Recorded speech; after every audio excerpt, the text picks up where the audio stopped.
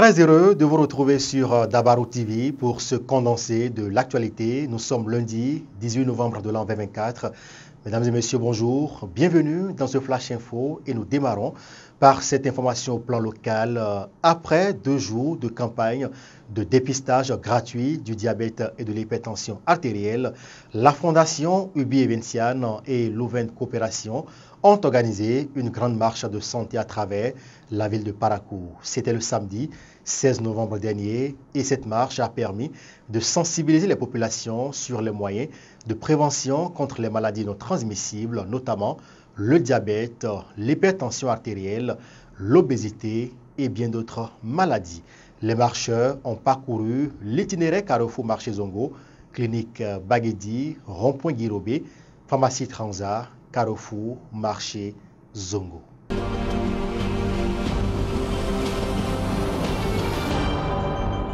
L'association 10 000 codeurs s'évertue pour le renforcement de l'employabilité des jeunes et la promotion de la culture entrepreneuriale. C'est dans cette dynamique qu'elle a initié le samedi 16 novembre dernier le forum sur les métiers du numérique qui a permis à la communauté universitaire d'être mieux informée, j'y arrive, sur les nouveaux métiers à l'ère des nouvelles technologies.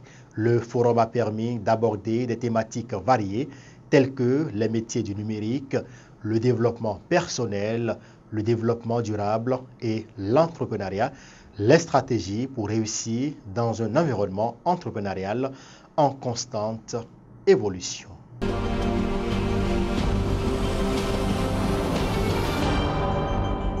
Et puis on parle culture dans ce Flash Info. La communauté Adjatado du Bénin s'apprête encore à célébrer son patrimoine culturel. À cet effet, les membres du comité d'organisation de la 4e édition du Festival des Arts et Cultures Festac Adjatado ont annoncé les couleurs de cette célébration à travers une conférence de presse.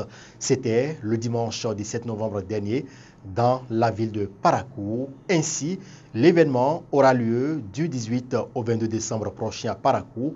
Et pour le président du comité d'organisation, Pierre-Léonard Henvi, le Festac Adjatado est un événement majeur pour faciliter le brassage entre les peuples Adja, Roueda, Fon, Gon et bien d'autres.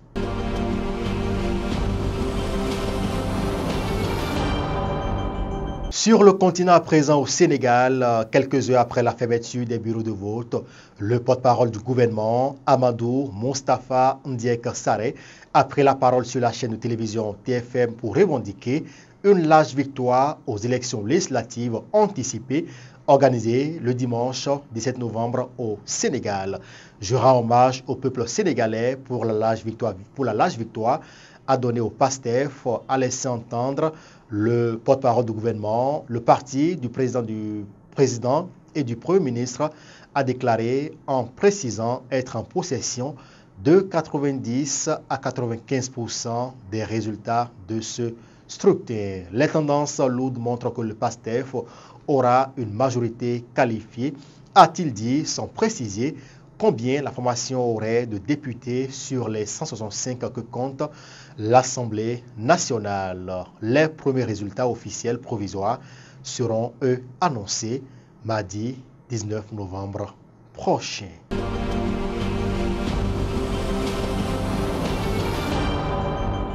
Casquette de camouflage de l'armée malienne visée sur la tête, le Premier ministre du Mali, Choguel Maïga, a commencé par apporter son soutien aux militaires maliens sur le front avant de tacler les membres de la junte qui dirigent le pays depuis la capitale. Il révèle d'ailleurs ensuite, pour la première fois publiquement, que souvent ces derniers gouvernent seuls en le mettant à l'écart sur des sujets importants comme la durée de la transition. Ce n'est pas normal dans un gouvernement. Le Premier ministre ne peut pas apprendre dans les médias que les élections sont reportées sans débat au sein du gouvernement. Le Premier ministre malien va plus loin en laissant entendre que la transition titube avec les risques de graves remises en cause et de risques de retour en arrière.